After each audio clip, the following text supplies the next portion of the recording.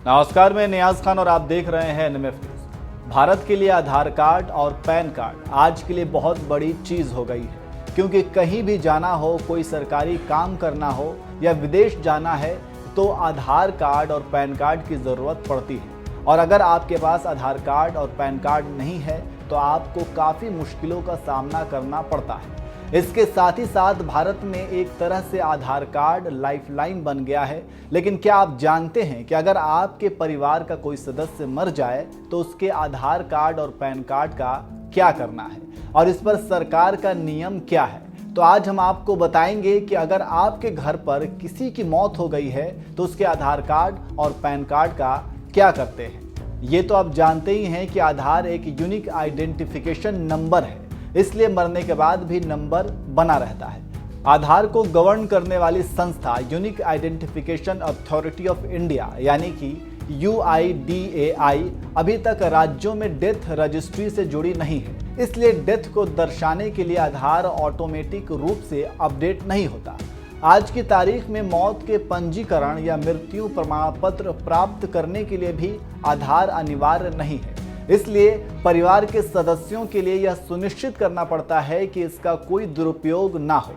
UIDAI के पास मृत शख्स के आधार कार्ड को डीएक्टिवेट करने या कैंसिल करने का कोई प्रोसेस नहीं है और आधार डेटाबेस में धारक की मृत्यु के बारे में जानकारी को अपडेट करने का भी प्रावधान नहीं है। हालांकि बायोमेट्रिक के दुरुपयोग को रोकने के लिए कानूनी उत्तराधिकारी UIDAI के वेबसाइट पर मृत व्यक्ति के बायोमेट्रिक्स को लॉक करवा सकते हैं।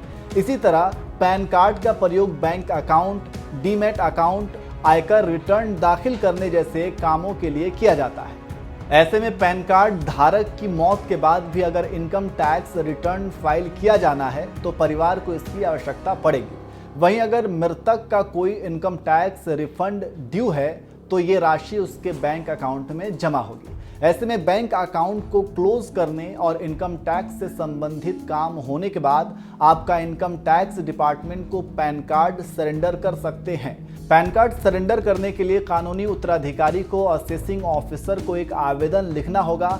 पत्र में पैन कार्ड सरेंडर करने का कारण, नाम, पैन और मृतक की जन्म तिथि, उसके मृत्यु प्रमाण पत्र की एक प्रति के साथ देना होता है।